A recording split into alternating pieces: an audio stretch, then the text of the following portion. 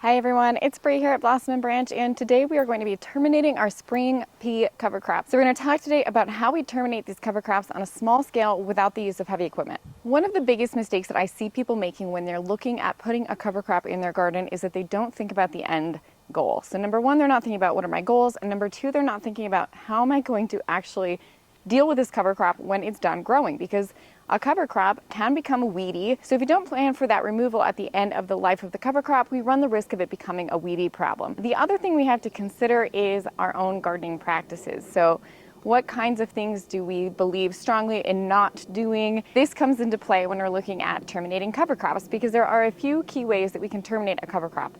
One is by cutting it down. 2 is by tilling it in, 3 is by crimping it, and the other is using herbicide. Now, my favorite all-time way of terminating a cover crop is actually just planting one in the fall that is meant to winter kill. That way I don't have to deal with it. We talk about this in a regenerative gardening class and the blend that I prefer to use, but it's one that actually dies off in the winter on its own, so I don't have to deal with it in my zone. It's going to be zone dependent what cover crops are going to winter kill for you. So obviously there are going to be gardeners who feel strongly against any of these given practices. For example, you'll have a gardener who is strictly no-till, one who does not want to use any herbicides in the garden, and I do agree with that, because at the end of the day we're doing a cover crop to try to improve the soil health. So if we come in and till it up, that's really not going to do good things for our soil health. So I prefer to, whenever possible, not use those two methods. So I'm left with crimping and cutting down. If you're like me, you're not able to cover crop your entire garden or area in the fall, and you need to do some in the spring, I really like to use peas for that. And I like to use peas because they're really easy to terminate. So when we're talking about how we're going to terminate them, they're an easy one to terminate by cutting. So I could have my sheep come through and graze it, but because we've had 5 inches of rain in the last 48 hours, the ground is pretty wet and I don't want them to compact it. So I am actually going to knock it down just with the weed whacker, which is going to be pretty simple. I'll show you how I'm going to do that. But we do want to be sure that we're leaving those roots in the soil, and here's why. So as you can see, we pulled a couple of these peas out of the ground, and if you look at the roots of the peas, this is what we are looking for. This is nitrogen fixation. So what often people think that these are aphids laying eggs, but no, these are attached to the roots. So you can see these are nitrogen nodules. So this is nitrogen that's been fixed because of the association with that rhizobia that we inoculated the peas with when we planted.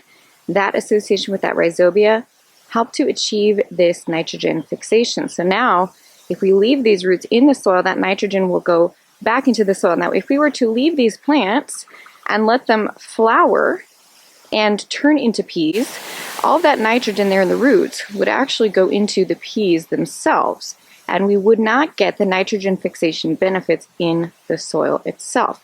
So in order to get the nitrogen benefits for the next planting, which is the whole purpose behind this cover crop, we have to terminate it at the root, but we want to leave the roots in the soil.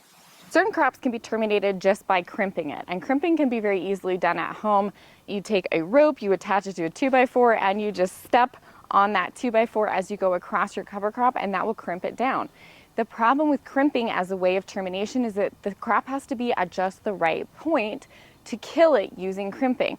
If you try to crimp it and the crop isn't at the correct time in its growth cycle, it's not going to die, and then you're going to be left with that weedy mess we were talking about at the beginning of the video. This is particularly true of crops like rye.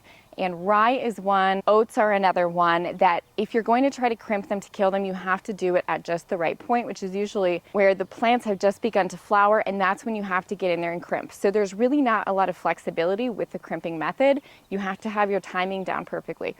With that being said, that's why I like to use peas in the spring, because I don't always know that they're going to be at just the right point to terminate, and peas are a little bit more flexible as well. So I can terminate peas in their vegetative state. It doesn't have to be when they're blooming.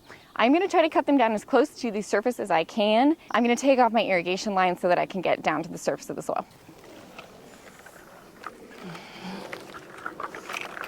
Now, I could use a lawnmower to do this, but because my beds are mounted, lawnmowers tend to hit the soil and it can spread the soil around and spray it onto my mulch. So I like to use weed whacker for that reason.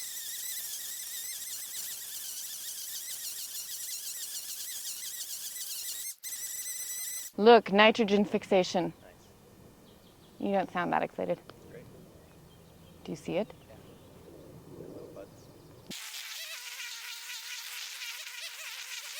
So that's it. So now that we've terminated our crop, we do need to wait. So how long you have to wait kind of depends on a couple things. It depends on the crop. But for the peas, because we just cut them down, we're going to let them sit about 2 weeks before we plant into this bed. And we're just going to direct sow right into the residue that's here on top of the soil. So it is something to think about when you are especially planting a spring cover crop as opposed to a fall cover crop that will winter kill in your zone, which is still my favorite way to do it.